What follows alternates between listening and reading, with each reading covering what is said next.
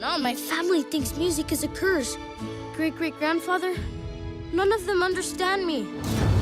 I'm supposed to play music. All right, who's in there? I'm sorry. What's going on? I'm just dreaming. Do you mind? Benjamin, I wondered, this film deals so much with family and tradition, and I wondered what was one of your favorite family traditions. One of my favorite family traditions, and it remains so, is Thanksgiving. It's a time when the entire family gets together. Everyone brings something to the table. Usually it's held at my mother's house. This year it'll be at my house. And it's the funny thing is it's actually sort of the larger version of what we do all year long, which is almost every family celebration we have, and I'm sure this is true of your family too. Yeah. It always centers around food and storytelling and having a laugh. So that's what I'm looking forward to this year. I actually consider myself a cook. I do the roasted Brussels sprouts. I do the cranberry sauce. I do the applesauce. I do the candied yams. My wife does the turkey.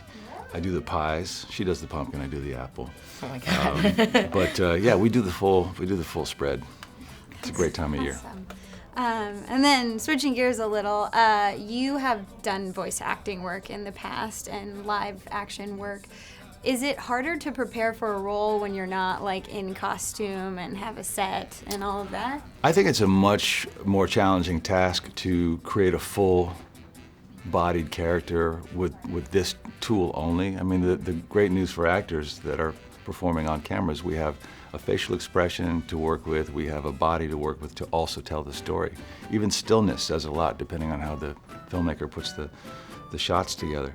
But when you're merely acting with this, you have to pull on all kinds of different things. And so I also find it a very isolating experience. You know, for most actors, we do the scene here and there's something electric that's transferring back and forth with one another that the camera picks up.